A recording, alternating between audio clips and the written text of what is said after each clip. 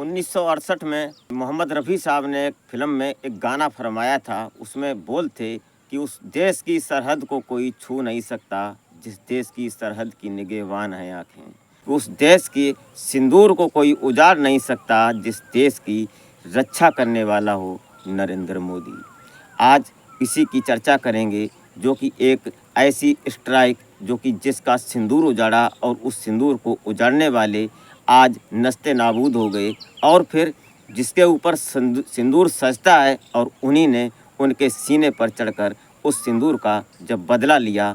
आज उन दो बेटियों की जो भारत की जांबाज बेटियां जिन्होंने पूरे भारत को एक नाम रोशन किया, उन्होंने अपना जीवन इस तरह से गुजारा और इस तरह से उन्होंने अपना जीवन परिचय दिया जो कि आज शायद पाकिस्तान उनके नाम से थर-थर काँप रहा है। आज उसी की चर्चा करते हैं, तो आप इस वीडियो में अंत तक ज़रूर बने रहिएगा और कहानी को समझने की कोशिश करते हैं और उन दो बेटियों को जानने की कोशिश करेंगे और आशा करते हैं कि आप अपनी फैमिली, अपने परिजनों के साथ बेहद खुश होंगे, मस्त होंगे। तो वीडियो में आगे बढ़ने से पहले आपसे बस वही एक छोटी सी रिक्वेस्ट कि अगर आप हमारे चैनल पर अभी नए आए हों तो प्लीज़ चैनल को सब्सक्राइब ज़रूर कर लें और एक लाइक करके एक छोटा सा कमेंट अवश्य कर दिया करें। तो हमारे इस यूट्यूब मंच पर आपका बहुत बहुत स्वागत है। मैं आभार व्यक्त करता हूं, आपको नमन करता हूं आपके प्यार और सपोर्ट को। तो नमस्कार, आदाब, शास्त्रीय काल। मैं अजय कोहली। आज की जो सच्ची कहानी जो मैं आपको सुनाने जा रहा हूं, ये कहानी शुरू होती है 22 अप्रैल 2025 को। जगह होती है जम्मू कश्मीर का एक ज़िला पड़ता है अनंतनाग और अनंतनाग का लगभग 8 किलोमीटर दूरी पर एक जगह पड़ती है पहलगाम। यहाँ देखा जाए तो यहाँ की स्विट्ज़रलैंड, मिनी स्विट्ज़रलैंड कहा जाता है इसको। यहाँ पर इस समय जब गर्मी पड़ रही है बेजोड़, तब वहाँ पर सर्दियों का मौसम होता है। वहाँ जैकेट और जर्सी पहनी जाती है। लोग वहाँ छुट्टियाँ बिताने जाते हैं, हनीमून मनाने जाते हैं और अपने ज़िंदगी के कुछ पलों को याद करने के लिए वहाँ जाते हैं, जो कि वहाँ जाएंगे अपनी पत्नी के साथ, अपने बच्चों के साथ। लेकिन तभी वहाँ 22 अप्रैल को एक स्ट्राइक होती है और 3 आतंकवादी वहाँ पर आते हैं और वो सिर्फ धर्म पूछ रहे थे। वो ये पूछ रहे थे कि तुम हिंदू हो या मुसलमान। तो वहाँ पता चलता है कि जिसने कलमा सुना दिया उसको तो छोड़ दिया और जिसने कलमा नहीं सुना पाया उसको उन्होंने सिर पर सटाकर गोली मार दी। चाहे उनकी अभी नई पत्नी थी, नई शादी हुई थी या अपने बच्चों के साथ वो गए थे घूमने, लेकिन उन्होंने ये नहीं देखा कि किसी का पिता, किसी का पति आज इस दुनिया से वो जुदा कर रहे हैं। उसके बाद वहाँ पर एक तस्वीर आती है, उनमें से 26 लोगों को उन्होंने टारगेट किया। वहाँ कुछ लोग ऐसे थे जो हिंदू थे, वो अपनी डर की वजह से कलमा उन्होंने सीख लिया और जल्दी जल्दी में उन्होंने उल्टा सीधा अगर कलमा सिखाया, सुनाया वहाँ।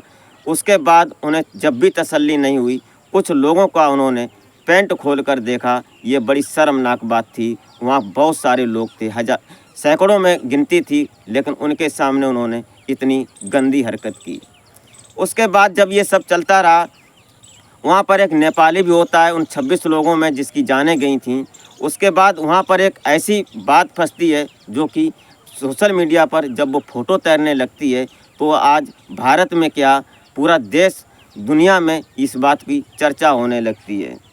हरियाणा का एक ज़िला पड़ता है करनाल और करनाल का एक गांव पड़ता है भूसली और इस भूसली गांव में एक नेवी लेफ्टिनेंट होते हैं जो कि विनय नरमाल, जो कि उनको उस समय वहां पर गोली मार दी जाती है और उनकी पत्नी जो होती है बेसुध होकर उनकी डेड बॉडी के पास बैठी थी। उसको किसी से कोई शिकवा नहीं, कोई गिला नहीं, वो सिर्फ बेसुध होकर बैठी थी।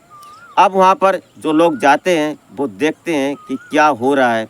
तभी वहाँ के कुछ रहने वाले जो कि मुस्लिम समाज से थे, वहाँ की सेवा करते थे, वो अपना बिजनेस करते थे। किसी को पीठ पर बैठाकर, किसी को खच्चर पर बैठाकर वो ले जाते थे, पहाड़ियों पर घुमाते थे।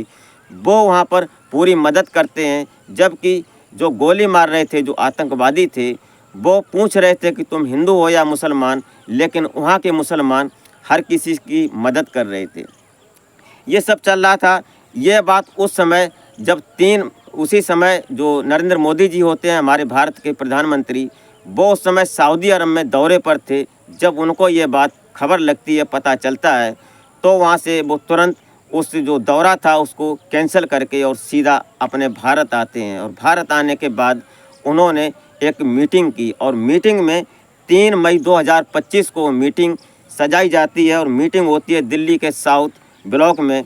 वहाँ पर सिर्फ 5 लोग बैठे होते हैं। 5 लोगों में प्रधानमंत्री नरेंद्र मोदी जी जो अगुवाई कर रहे थे, उसके बाद रक्षा मंत्री राजनाथ सिंह होते हैं, उसके बाद आर्मी चीफ होते हैं उपेंद्र सिंह द्विवेदी, और जो एयरफोर्स चीफ होते हैं अमरप्रीत सिंह, और वहीं नेवी चीफ होते हैं दिनेश कुमार त्रिपाठी।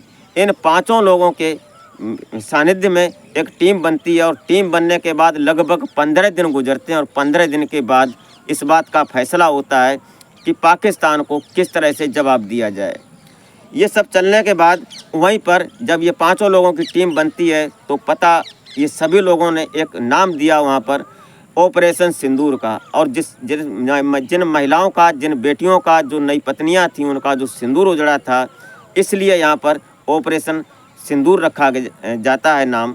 उसके बाद आज यहाँ ये सब शुरू हो जाता है। फिर ये कहानी शुरू होती है आगे।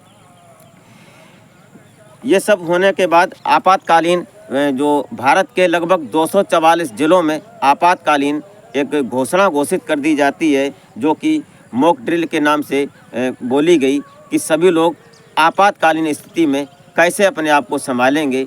ये बात वहाँ पर बताई गई है।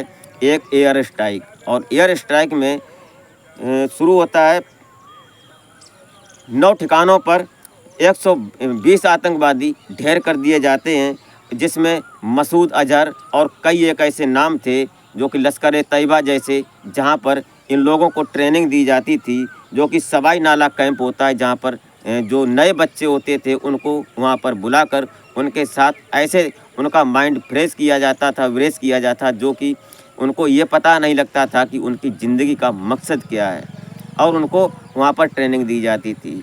जैसे अजमल कसाव को दिया गया था 2008 में, उसने मुंबई में जो ताज होटल पर और कई एक जो नामचीन जगहें थीं वहाँ पर उसने उसको अंजाम दिया था। ऐसे बच्चों को वहाँ ट्रेनिंग दी जाती थी। इनमें से अगुवाई करती हैं 2 शेरनी, जो कि भारत की जो बेटियां थीं, उन्होंने इस बात को, एयर स्ट्राइक को अंजाम दिया। उनमें से व्योमिका सिंह विंग कमांडर होती हैं, और उसके बाद जो दूसरी होती हैं कर्नल सोफिया कुरैशी, जबकि यहाँ पर एक मुस्लिम बेटी थी लेकिन वो भारत की बेटी थी। आज उन्हीं की भी चर्चा करते हैं।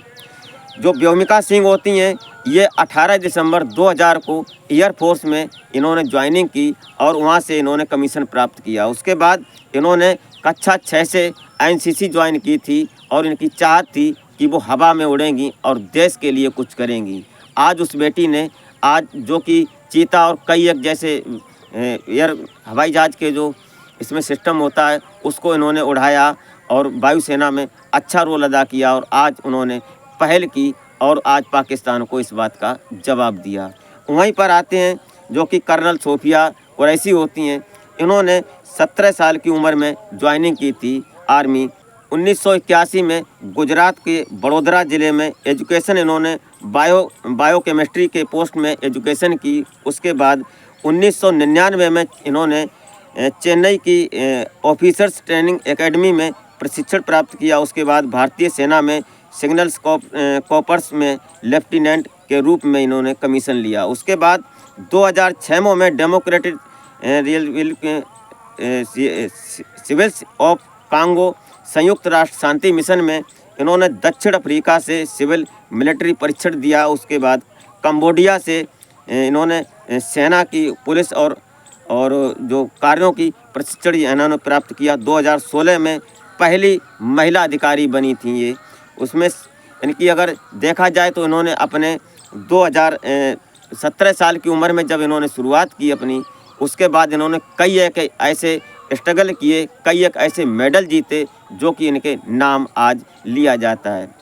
उसके बाद इनकी अगर सैलरी की बात की जाए तो इनकी सैलरी, जैसे पोस्टिंग होती है, अगर कोई ज़्यादा परेशानी वाली बात है या जहाँ आतंकवादी कोई इलाका होता है वहाँ पर अगर परेशानी की बात है तो उस हिसाब से जैसे इनकी चौकियों पर इनकी पोस्टिंग की जाती है तो उस हिसाब से इनकी सैलरी तय की जाती है। इनमें से 1 लाख से और 2 लाख तक हो सकती है। इसके मध्य में जो भी हो सकता है। कई एक इनको सुविधाएं मिलती हैं और उनके बाद ये सब होता है। कुल मिलाकर इन दो शेरनियों ने जब भारत से परमिशन मिलने के बाद और रात्रि 1:05 पर जब इन्होंने 9 ठिकानों को टारगेट किया, और वो भी टारगेट सिर्फ आतंकवादी जो इनके कबीले थे उन पर इन्होंने टारगेट था इनका, और सीधा रडार इनकी वहीं पर थी। न कि उन्होंने किसी आर्मी या किसी भी सेना के अधिकारी या किसी सेना कैंप पर कोई स्ट्राइक नहीं की, नहीं किसी जनहानि की इनकी मंशा थी। जब इन्होंने मीडिया कॉन्फ्रेंस में ये बात बताई, आज सीना चौड़ा होता है। ऐसी हमारी देश की बेटियां हैं, इनको एक बार नहीं कई बार सल्यूट करने को दिल करता है।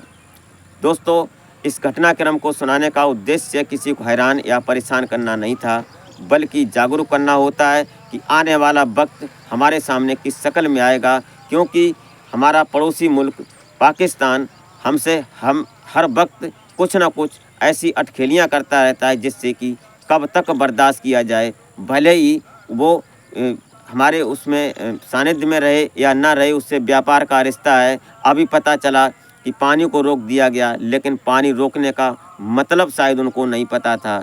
जो डैम हमारे ओवरफ्लो थे, उनको पानी में भरा हुआ था, उनका पानी एक साथ में छोड़ा गया, क्योंकि जब डैम खाली हो जाएंगे उसके बाद इनको ये पता चलेगा कि पानी रोका गया सिंधु नदी का या नहीं रोका गया। लेकिन फ़िलहाल पाकिस्तान इस बात को खुशी मना रहा था। जब 22 अप्रैल के बाद जब पानी रोका गया था तो ये सोच रहा था कि पानी रोकने की बात कर रहे हैं नरेंद्र मोदी, लेकिन पानी को तो रोक ही नहीं पाए। लेकिन ये पता नहीं था कि मकसद क्या है। इनको ये शायद मालूम नहीं है कि ये पीछे का भारत नहीं है, ये शायद नरेंद्र मोदी के अगुवाई का भारत है।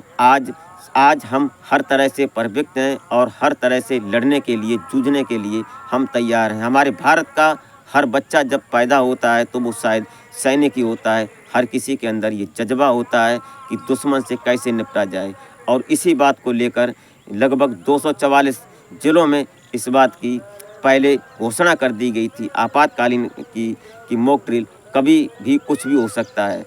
ऐसा ज़रूरी नहीं है कि हम बाइक चलाते हैं तो बाइक चलाते वक्त हमने हेलमेट पहना है तो हेलमेट पहनने से ये ज़रूरी नहीं है कि हमारा एक्सीडेंट ही हो जाए। उससे हमारी सुरक्षा होती है, हमारी आँखों की सुरक्षा होती है।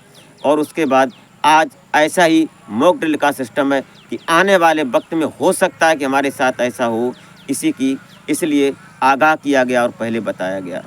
दोस्तों, आप इस कहानी को सुनने, इस घटना को सुनने के बाद क्या सोचते हैं, अपनी राय कमेंट में ज़रूर बताएं। और अभी तक अगर आपने हमारे चैनल को सब्सक्राइब नहीं किया है तो प्लीज़ सब्सक्राइब कर लें और एक लाइक ज़रूर कर दिया करें, और वीडियो अच्छी लगी हो तो शेयर ज़रूर कर दें। दोस्तों, आप इन दो बेटियों को, दो शेरनियों को जिन्होंने अगुवाई की हमारे भारत में, उनके लिए एक कमेंट ज़रूर करें और उनके लिए एक सलूट ज़रूर लिखें।